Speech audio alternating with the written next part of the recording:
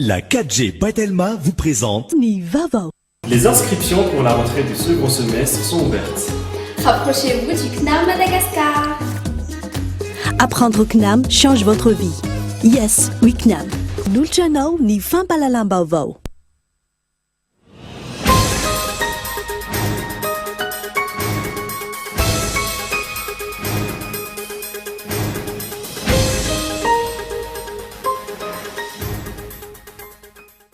Tafatsangana androany ireo mpikambana andrafitra ny baraomaharitra eo anivony fanonteny mirandoolona amin'ny herinandro kosa ny fifidianana ireo filohan'ny avoamiera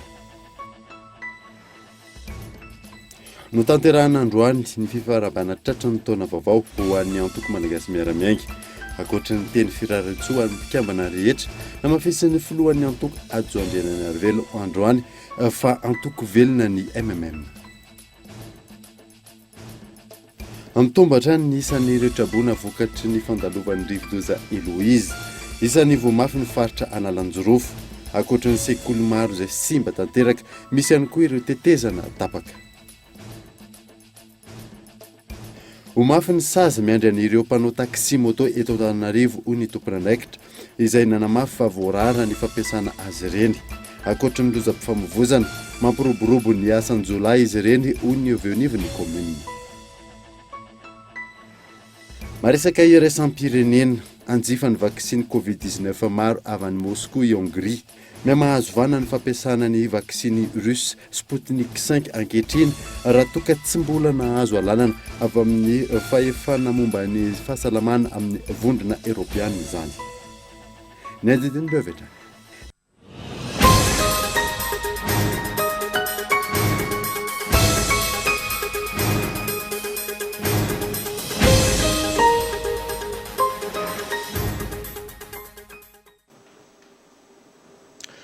Finaritra tompoko lasy tompoko vavy taona vaovao eto amin'ny Kultivika amin'izanao ary anaraka izany hatramin'ny farany.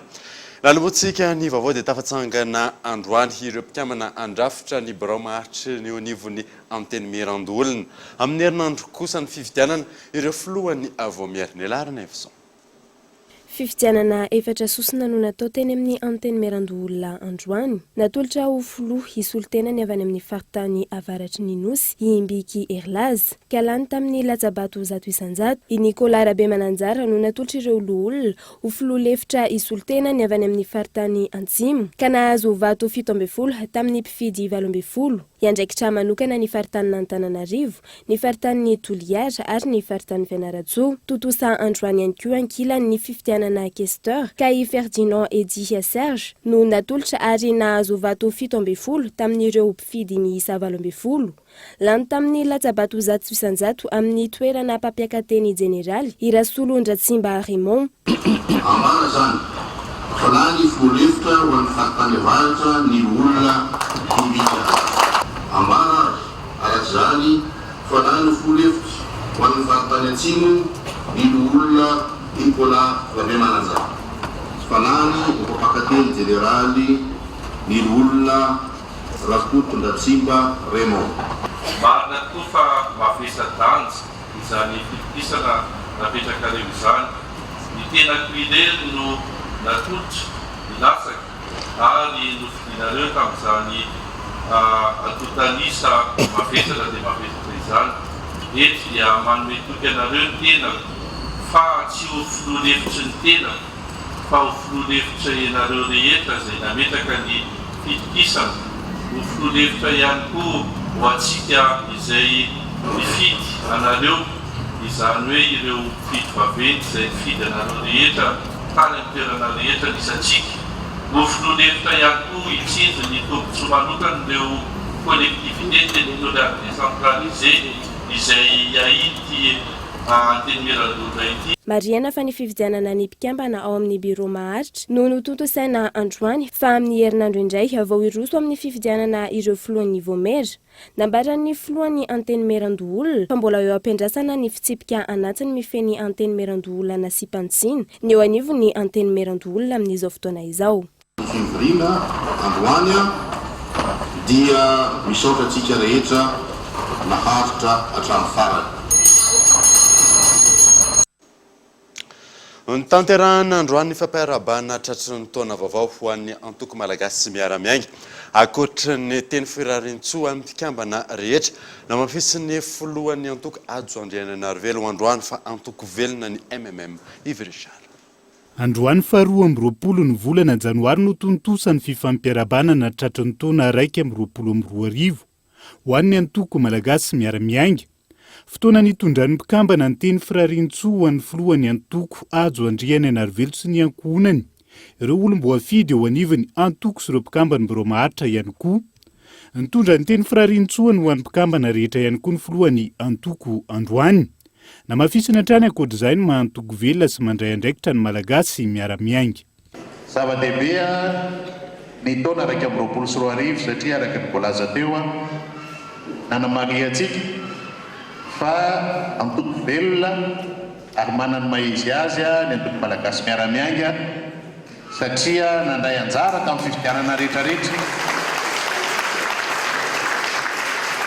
nijoro tamin'ny fifidianana rehetrarehetra ary nampandany olom-boafidy tamin'ny fifidianana rehetrarehetra sy ny amporosihana antsika tsirairay avy fa isika izao mantoko ny antoko mankasitraka tamin'ny fampatokisana mankatelina ihany koa amin'ny fanehoam-pitiavana rehetrarehetra nataonareo fa natonga n'izao antoko izao araka ny voalaza ny mpitambatoly olona teo ho reharehantsika menakavy tsy mitsangamenana izay mpitarika rehetrarehetra rehefa miteny ny olona hoe malagasy miara-miainga dia samijoro izay satria misy anareo ambadikay. Na mafisy filohan'ny antoko ihany koa no mampiavaka ny malagasy miara-miainga amin'ny antoko isan'ny tokony eto amin'ny tany sy ny firenena. Isan'izany ny fampandraisana anjara ny rehetra amin'ny fampandrosoana marina miainga avy fotony. I matimatesan'ny antoko adrizay araka ny teny filamatra manao hoe izay manoro lala mahitsy mamindra ainy. Mampisika ny tsirairay avy satria ny asa mbola be dia be ary izay asa miandry antsika izay dia asa ho an'ny firenena. Mahasamihafa ny antoko malagasy miara-miainga amin'ny antoko hafa angambany dia tsotra atsiky ho antsika dia ary ho an'ny taranakitsika nananganana ny antoko. Izay mitsidina makatsa mangaika na tanora malagasy miara-miainga na malagasy miara-miainga vehivavy malagasy miara-miainga satria lazaiko matety karakara tanindrazantsika kanefa tanjanaka ny koty tsara ny mahatsiapa manome asina ny tanindrazana sy ny razana fahazadino fanterakitsika farary ny sitsy ny atoko matomatesantsika hoe inona no apetrakantsika ho an'ny zanakitsika rapitso tsy raha afaka pitso. Izay ny tena atao hoe politika. Nivotra nandritra ny fandraisam-pitenena ny filohan'ny antoko ihany koa fa manohana ny fitondram-panjakana mijoro indrindra ny filoha Andry Rajoelina nanomboka tamin'ny teteza mita ka hatramin'izao ny malagasy miara-miainga. Fitaratry ny hoavin'ny fanaovana politika eto Madagasikara ny MMM hoy ireo olom-boafidy lany tamin'ny anaran'ny antoko androany izay tonga nanome voninahitra ny fifampiarabanana tratry ny taona vaovao izay ny faranana tamin'ny fiaraha-misakafo sy lanonana tsotra.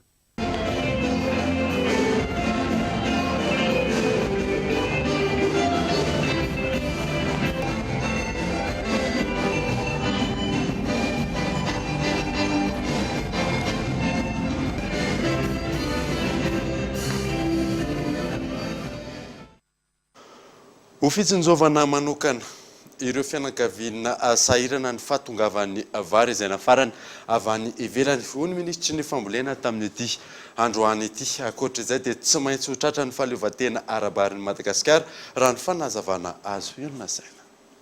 Tara eo amin'ny 5 hatramin'ny 30 andro eo ny fijinjana vary tamin'ity taom-pambolena vary aloha ity antony mahatonga ny fiakaran'ny vidim-bary eny an-tsena ankehitriny hoy ny ministry ny fiompiana ny fambolena ary ny jono androany.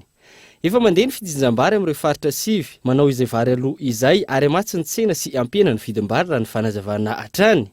Ankoatra izay hisy fitsinjovana ny fianakaviana sahirana ara-pivelomana amin'ny vary milanja 7,000 taona nafarana izay efa tonga tamin'ity androany ity. Izy zany tsy maintsy amin'ny akafepetra ny fanjakana moa zany ho an'ny olona tena sahirana tsy afaka hijery fotsiny fitondram-panjakana hoe misy malagasy sahirana amina resaka vidim-bary. fa nataon'ny fidondram-panjakana zany ho an'ny tena sahirana dia ny filohan'ny repoblika efa nytenan'izay tsy maintsy misy fepetra raha isan'ny fanjakana zany anamaivanana zay fahaserana ny olona zay satria tonga io lay vary dia isy etsika manokana zany ho atao aka fepetra anamaivanana ny fahaserana ny olona arabary. Ankoatra izay nandritra ny valan-dresaka ny fanaovany tamin'ny mpanao gazety Androany-teny Nanisana nanambara ihany koa ity ministra ity fa tsy maintsy ho tratra ny fahaleovantena arabary. Tsy maintsy tratra ny fahavitantena arabary ao anatin'ny zao fotoam-piasan'ny filohan'ny repoblika zao.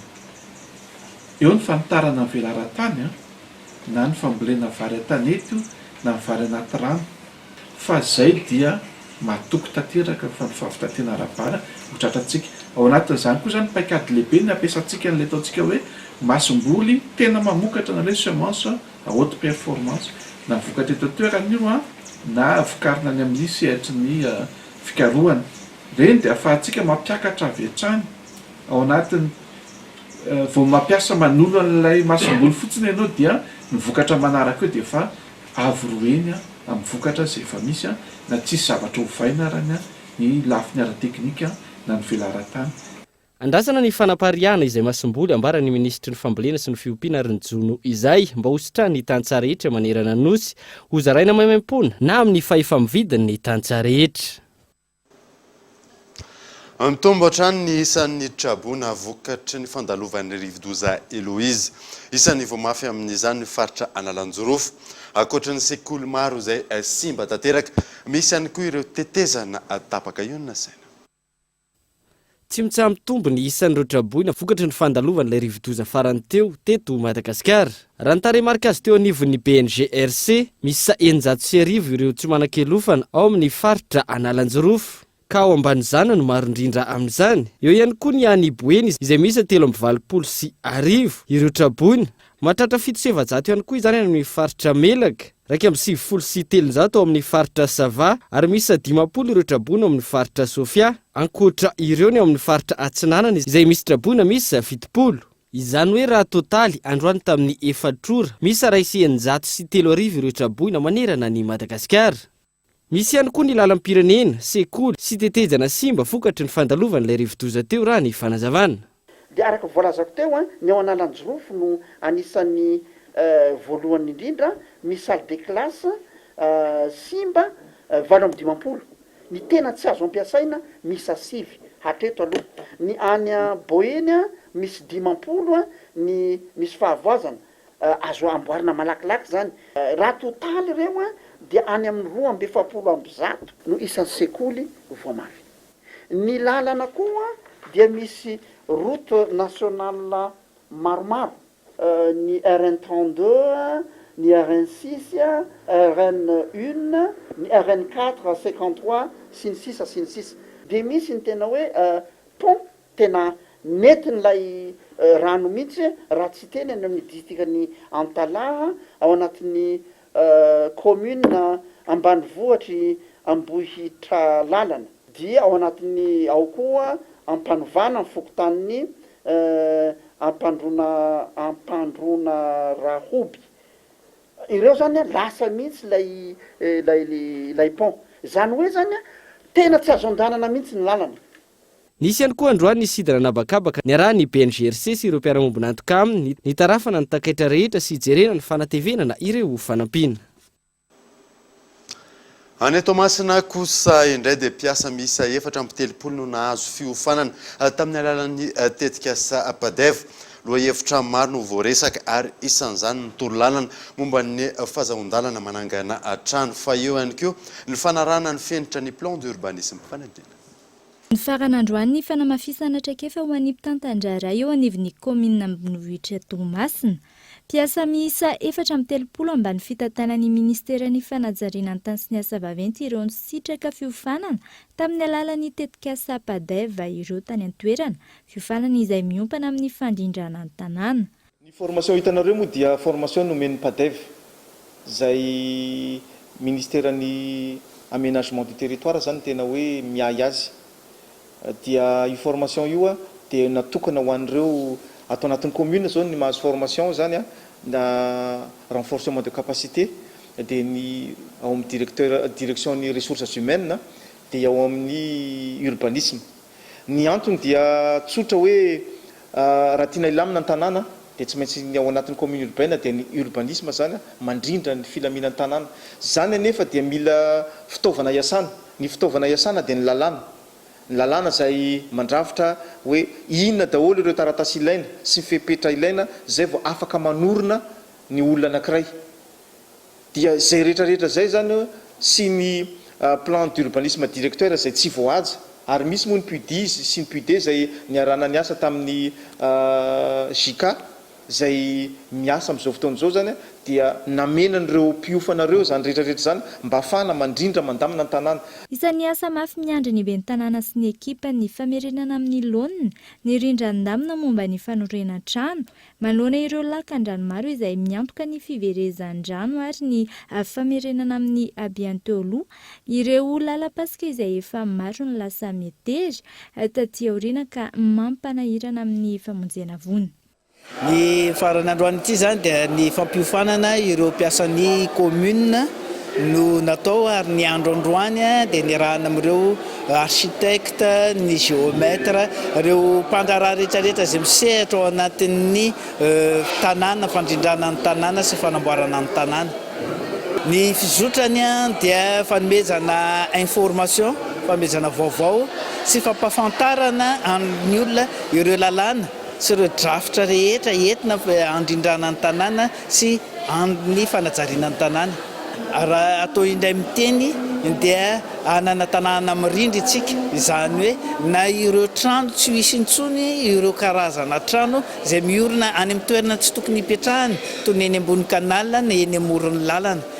Ahafahantsika miatrika ireo loza, ahafahantsika ihany koa manana tanàna mirindra. Loha hevitra maro no voaresaka toy ny torolalana momba ny fahazon-dalana manangana trano na ny permis et autorisation de construire, ny fampiatrana ny PUDI na ny plan d'urbanisme directeur ary ny fanarahana ny fentry ny plan d'urbanisme. Lafim-baovao hafa kosa indray dia ho mafy ny sazy miandry an'ireo mpanao taxi moto eto Antananarivo ho ny tompony andraikitra izay nanamafy fa voarara ny fampiasana azy ireny. Ankoatra ny lozam-pifamoivoizana mampiroborobo ny asan-jolahy izy ireny ho ny anivon'ny commune Gaëtan Andriatsilavo.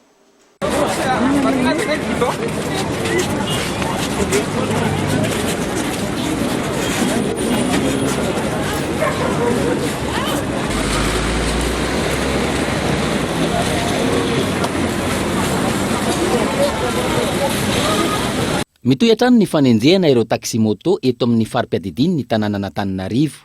Ho an'ny commune Antananarivo renivohitra manokana, tsy azo ekena ny asa fitaterana olona atao amin'ny taxi moto noho izy ireo tsy nahazo lalana no sady tsy ara-dalàna ny fisiny. Araka ny nambarany talemisahana ny fitaterana sy ny fifamezivezena renivohitra, mafy ny sazy miandry azy ireo ho an'izay meny manao izany. Matoa misy ny taxi be dia nahazo lalana izy matoa mitondra olona. Matoa misy ny taxi dia nahazo lalana izy matoa mitondra olona.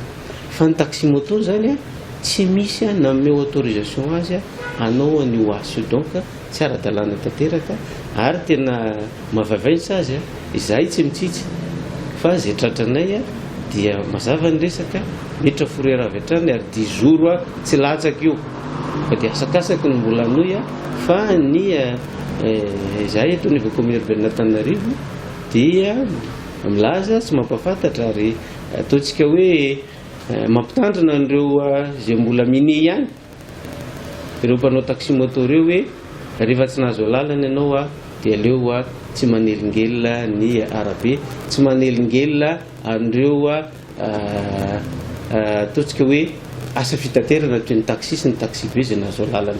Manelingelina ny arabe sy ny fifamoivoizana no manembatsembana ny mpitatitra andalana ihany koa ny taxi moto raha ny fanazavana. Eny amin'ny faritra 67 hektara, Ampefilo, Ankatim-bahoaka, Andrefanambojana-hary, Ampasapito, Anjanahary, izany hoe ireo faritra mampitohy Atsimondrano sy Avaradrano no tena betsaka azy ireo. Betsaka ny voka-dratsy ateraky ity fitaovam-pitaterana iray ity. Ankoatra ny lozam-pifamoivoizana, mampiroborobo ny asan-jiolahy ihany koa izy ireny. Ny zavatra rehetrarehetra ny tranga na asan-jiolahy io na ny fiakaran'ny accident io amina resaka fitaterana dia io resaka moto io ihany et surtout dia taxi moto ireo no favorisean'ireo jiolahy mideplace à gauche à droite satria misy complice amin'izy ireny ary misy ihany koa ataon'zala fitaovana mihitsy amin'izy manao an'izay asa tsy ara-dalàna zay zany hoe tsy contrôler ny tsy identifier izy. Entanina araka izany ny besin'ny maro tsy handeha amin'ireny taxi moto ireny, tsy afaka mitory, tsy misy fiantohana ny olona iray raha sanatria hiaran-doza na misy manolana na misy makankeriny noho ny fandehanana taxi moto. Nanao fanambarana ary nangataka ny jery akaiky ny raha mahakasika ny Aracide Désiré tale général ny jirama teo aloha ireo Sojabe avy amin'ny faritra Sofia ary avy hatrany ary mahakasika izay fanampanazavana. Izahay irika ny Sojabe namanay any amin'ny faritra Sofia. Andriamatoa filoham-pirenena fa ary miarahabanareo mianakavy sy ny premier ministre lehibe ny gouvernemanta ary mpiara-miasa aminareo rehetra fa mbola velinaina ary tratra ny tombaovao 2021 izahay. Andriamatoa filoha, izahay Sojabe dia pomba ny fanjakana ka sary-piara amin'ny fitondrana indrindra aminao filoham-pirenena ary tahaka izany ny fitiavanay ireo taranakay. Mamy moatra ny vola mankarena izy ireo aminay. Ny momba n'Andriamatoa Aracide Désiré na tonga vanay hiona aminao sy ireo mpiara-miasa aminao. Nefa noho ny andraikitra sy adidy maro sahaninareo dia tsy afaka nihaona taminareo izahay. Tsy hanomezantsiny izany fa ny havotra dia ny mba hijerenareo akaiky ny raharaha mikasika any Andriamatoa Aracide Désiré izay zanaka ny faritra Sofia. Raisa Andriamatoa filoha ny haja mamboninahitra atolotra Sojabe Sofia ho anao. Misaotra Andriamatoa filoha ary hombanao any Andriamanitra. Antananarivo fa 27 Janoary 2021. Veloka information d'assise lohan'ny Sojabe Androna Mandritsara, officier de l'ordre national, Ralidia Emile, SG né Sojabe Fiso-Faso et SG régional Sojabe Fiso-Faso à Mandritsara, officier de l'ordre national. Sali Moli, président régional de Sojabe Fiso-Faso, a bien suivi grand officier de l'ordre national. Tonga eto amin'ny fotoanany dokavarotra isika orinan'izay atatsika mahakasika ny fambolekazo eo ihany koa momba ny raharaha fitakiany ireo paramède rehefa avy eo ary.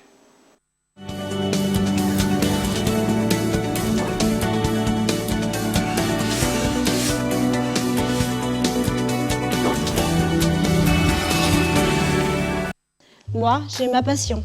En tant qu'étudiante, étudier à distance me permet aussi de réaliser d'autres activités. En termes de qualité ou de professionnalisme, je mise pour le CNAM.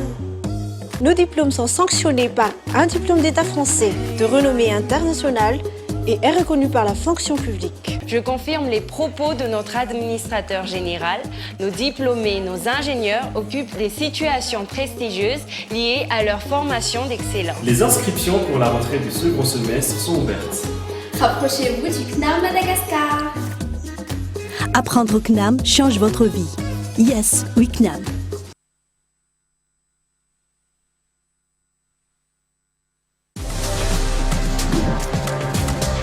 Championnat national MA ny 14 janoary 2024 ao amin'ny Palais des Sports Mahamasina. 12 ny ekipa lehilahy fanandrina amin'izany ary 10 ny ekipa vehivavy. Toerana voafetra anajantsika rehefa hipetra ara-pahasalamana ary mandeha mivatana amin'ny Star Times, boisson officielle, eau vive, partenaire, diffuseur exclusif, Star Times, sponsor officiel, Mvoul.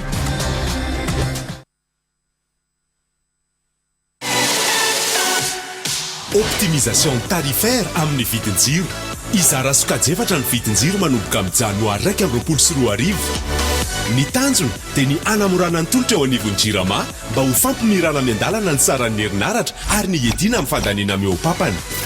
arakaraka ny fandanianao no sokajy tokony hofidianao ka manomboka izao raha toa ka mampiasa fahitalavitra kely iray, fahitalavitra plasma iray, cuisinière 4 feux avec four iray, karazana fitaovana fikarakarana sakafo, robot, mixeur sy ny sisa iray, famanana rano, chauffe-eau iray, solosaina iray, aspirateur iray, projecteur LED iray, machine à laver iray, vata fampangatsiahana 200 litatra iray, rice cooker iray, radio iray ianao amin'ny ankapobeny ka mihoatra lavitra ny 300 kWh ny fandanianao isam-bolana dia tarif confort na super confort no mety aminao.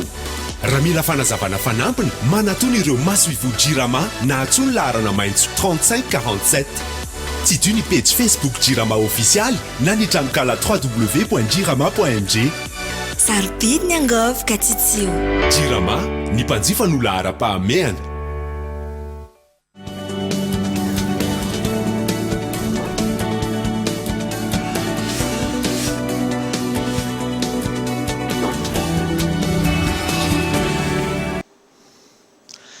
Miditra amin'ny tapany faharoany avavao isika. Navoaka tamin'ny fomba ofisialy androany ny mpianatra niofana atao amin'ny Institut National de Formation Administrative andiany fahavaloambiroapolo. Total valombiroapolo sianjato izy ireo ary hiditra amin'ny sehatra ny asa-panjakana manerana nosion saina.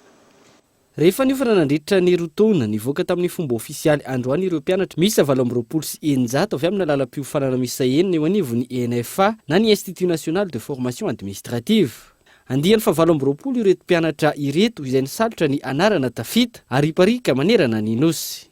Tsy ho amin'ny tanan-dehibe fotsiny fa araky ny vina amin'izao fotoana izao dia fitondram-panjakana asana andrara manakaiky ny vahoaka no atao ka dia andray ny toerana ny affectation any amin'ny district na commune izay mila izany ireo ary tsy maintsy mandray an'izany koa moa izy ireo satria matona zotony ofana atao izy dia efa vonona ny anome ny fahaiza-manaony sy ny asany manerana ny Madagasikara. Raha ipia ity andiany ity ny ministry ny fanajariana tany sy ny asa vaventy andiany Anarivelo Ajo ary ny ministry ny varotra sy ny indostria ary ny asa tanana Rakotomalala Lantsoa no renim-pia. Izy ireo izay samy nanipika ny tokony asana ampahamarinana lavitry ny kolikoly mba hananana firenena vanina. Fa hiasa ho an'ny tanindrazana ianareo sady mpanjanaka. Anaja iray aman-drenitsika sy ny fombantsika amin'ny maha-malagasy isika no natonga anareo tonga amin'izao sehatra izao. Fa kosa tsy maintsy mivanjina an'izay rova ho apetrakantsika ho an'ny zanakitsika isika satria ny maro mamekatra no tedavana ho an'ity firenena misy atsika ity. Dia ny fahalalantsika ihany koa fa ny asa fanjakana dia ny vahoaka no miandrangatsika ao amin'ny fanatanterahana izany mba hisy fiantraikany amin'ny fiainana andavanandron'izy ireo ny asa izay ataontsika. Adidy-boavana izany ary isika rehetra dia tokony manalanitra eo anatin'ny loha amin'ny zavatra rehetra ataontsika hoe fiainam-bahoaka ny tantanitsika rehefa mifantana ny asa fanjakana isika. Miankina amin'ny filan'ny fanjakana no andraisana ny mpianatra eo anivon'ny ENFA ho ny Italie Generaliny. Raha ny concours farany teo tamin'ny 2010 sy 2010 dia 700 ny tokony raisina fa ny tena afaka nanana ny fahaizana dia 700 sy 800 ary ny reo mpifaninana tamin'izany dia eo amin'ny 700 sy 900 sy raha alina teo ny mpifaninana tamin'izany fa 700 sy 800 ihany no voaray tamin'izay fotoana izay. Raha ny concours miditra ao amin'ny ENFA dia ny besoin ny ministère ny filan'ny ministère tsirairay no alefany dia iny no alefany any amin'ny ENFA ka ny totaliny iny no akambana rehetra hoe iny no mahatonga an'ilay hoe zao ny isan'ny mpianatra voaraisina ao amin'ny ENFA. Amin'ireto mpianatra misy 720 sy 900 izay nivoaka tamin'ny fomba ofisialy androany teny misesy vato ireto misy ny adjoint technique de la statistique, adjoint d'administration, assistant d'administration, contrôleur des domaines, assistant rédacteur des domaines, contrôleur de travail ary ny contrôleur du commerce et de la concurrence. Lavim-baovao hafa kosa indray dia tsy maintsy hotadiavina ireo navandoza ka namonina faty an'ilay zandary tany Besakay. Ambatondrazaka ho ny sekretera mpanjakana miaditany gendarmerie pirenena tamin'ny ity androany ity niary ny tontolo iainana nahafaty azy raha ny fanazavana azo gaeto Andriatsala.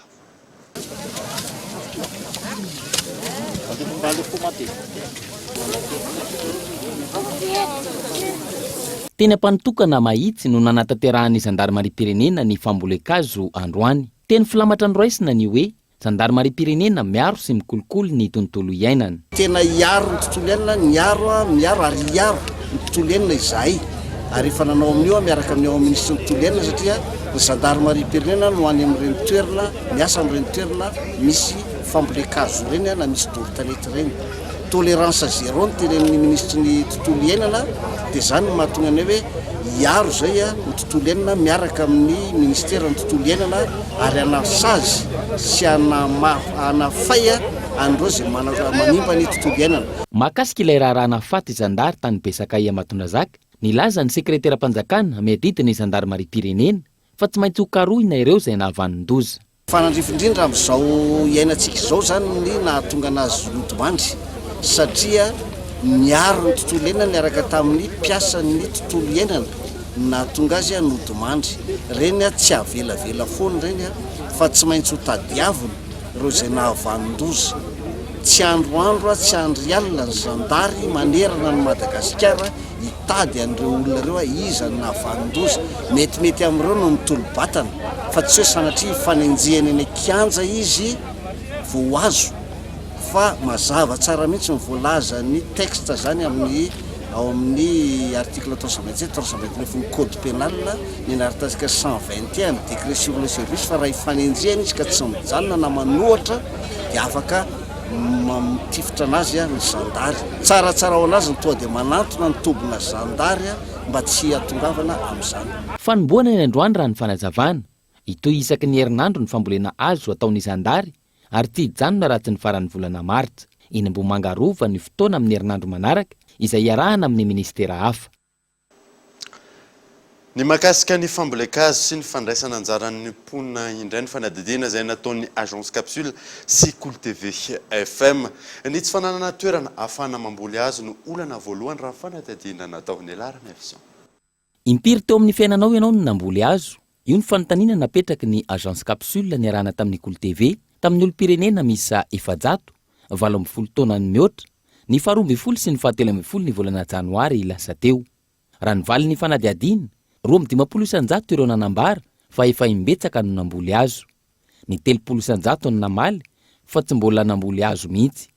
Ny 70 kosa no namaly fa indray mandeha ihany no namboly azo. Isan'ny sakana tsy ahafahan'ireo olona mamboly azo hoy ireo olona sendra ny mpanao gazety nametrahana fanontaniana ny tsy fananana toerana ahafahana manao izany. Eo ihany koa ny alaviran'ny toerana natokana ho azy ireo. Hitanao le problème zany le tsy fananana le toerana ambolena zay tena marina. Satria raha misy le toerana ambolena mba hoe satria vitsy amintsika gasika zao tena hoe manana tany anazy manokana zany. Azona fa matetika tambarana azona zay ny hitako hoe olana. Le resaka tontolo iainana zany. Amin'ny resaka tontolo iainana zany mahatsara an'le mamboly azo azona. Satria ohatritsika zao manana problème zao miresaka rano amin'izao azona. Antifitika zany tsika miresaka rano zao Antananarivo noho le tsy fisian'le orana satria saison de pluie zao normal efa tsisy le orana. Raha ny fanazavan'ireo olon-tsotra nametrahana fanontaniana ny ankamaroany miandry ny fandaminana ny amin'ny ministera tompon'andraikitra vao manao fambolekazo. Mamboly fa atao ampiasana zay moa ao ministera dia misy isa taona tsy ataony zay mamboly azo foana fa mamboly azo intelo zay tany amin'ny province Piliara tamin'ny andro fankalazana ny fifohana sigara sambarana ny fifohana sigara dia le ray no tsy tadidiko mbola tsy namboly mihitsy. Tsy ahivina ny 7 ny volana janoary lasa teo no natomboka tamin'ny fomba ofisialy ny tao mpambolekazo 2024 izay natao tany Taolagnaro. Ilaina ary zava-dehibe amin'ny ady amin'ny fiovaovan'ny toetrandro ny afambolena azo. tsy ampy ny fitaovana sy ny fiofanana ny ireo mpiasan'ny fahasalamana ao anatin'ny azao ady atao amin'ny coronavirus izao raha nambaran'ny syndicat-ny paramède tamin'ity androany ity. Ankoatra izay dia mitohy ihany koa ny fitakin'izy ireo momba ny indemnité 22 io na saina. Tsy ampy fiomanana ny ministeran'ny fahasalamana amin'izao ady amin'ny valanaretina coronavirus izao na izany eo amin'ny ara-pitaovana na ny fanofanana ireo olombelona ampiasaina ho ny syndicat-ny mpitsabo mpanampy androany. Ety ambolohany aloha tsara manamarika fa ohatrany manakaikaiky ny ampy ilay fitaovana fa rehefa mihodina kely eo izy afaka 2 herinandro 3 herinandro dia iverina indray tsy fahampiana fitaovana io. Izany hoe amin'izao fotoana izao na misy toerana miteny aza fa ampy ny fitaovam-piarovana ny fitaovana ampiasaina amin'izany resaka coronavirus izany dia tsy aharitrela fa ao anatin'ny 3 herinandro dia efa hanomboka isady izay tsy fahampiana izay. Ny antony dia tsy ampy ny fanomanana iatrehana n'izao deuxième vague izao nataon'ny fanjakana sy ny ministère. Tena misy izay tsy fahampiana izay indrindra fa ny resaka fampiofanana be dia be amin'ireo olona ampiasaina amin'ny coronavirus ireo tsy nandalo fiofanana akory ka tsy nagaga raha tamin'ny taona 2024 iny efa manakaiky ny arivo mpiasa amin'ny fahasalamana tratra ny coronavirus.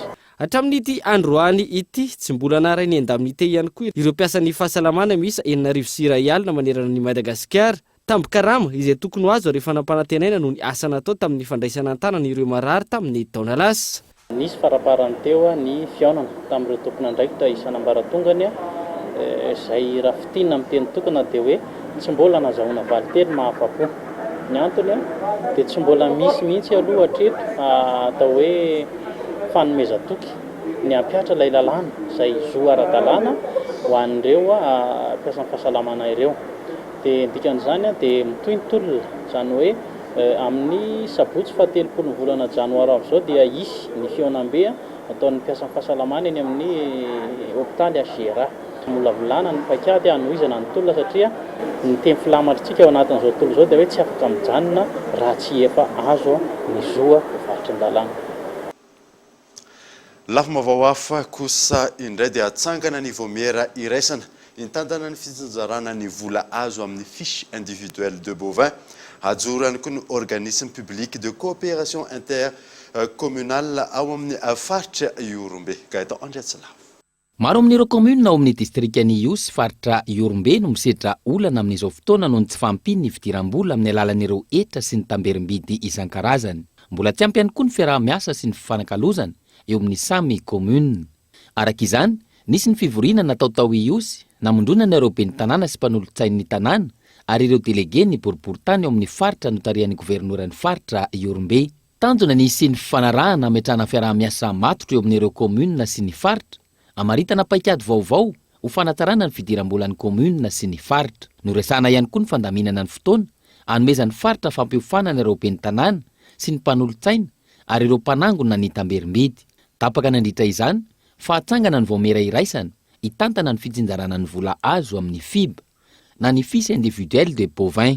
Nofaritany ireo trafipampandrosoana isaky ny commune, indrindra ireo foto-drafitrasa lara-pahamehana ifandraika amin'ny fandarana asan'ny faritra amin'ny fanatanterahana ny vinan'ny filoham-pirenena. Isan'ny paikady vaovao narosy ny fampijoroana ny organisme public de coopération intercommunale isahana ny fiaraha-miasa momba ny fampandrosoana eo amin'ny samy commune ao amin'ny faritra na ivelan'ny faritra.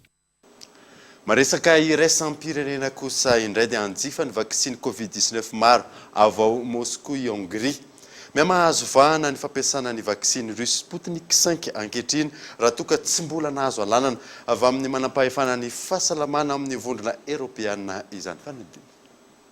Tsy mbola nahazoana lalana amin'ny manam-pahefana momba ny fahasalamana amin'ny vondrona Europeana ny ampiasana ilay vaksiny rosiana Sputnik V. Na izany aza nambarany Hongrie androany fa isy ny fanjifana betsaka izany ho tombosain'izy ireo. Nanome lalana ny ampiasana ity vaksiny ity any amin'izy ireo araka izany ny manam-pahefana hongrois.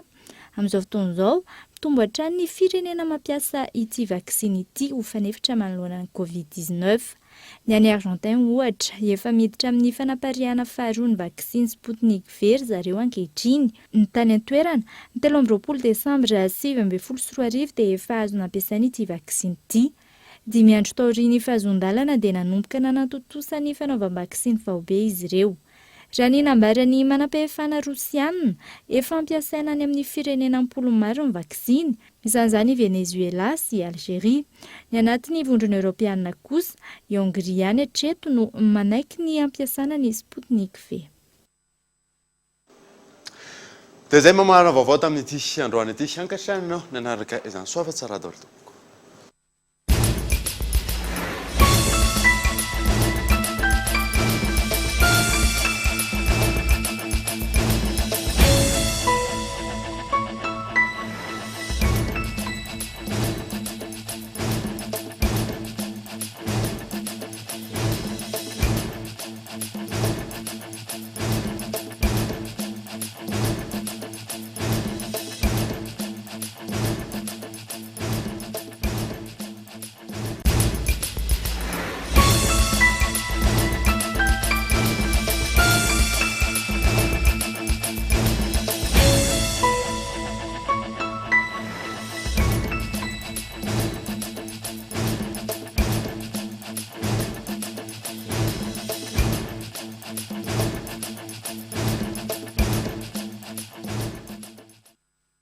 Les inscriptions pour la rentrée du second semestre sont ouvertes.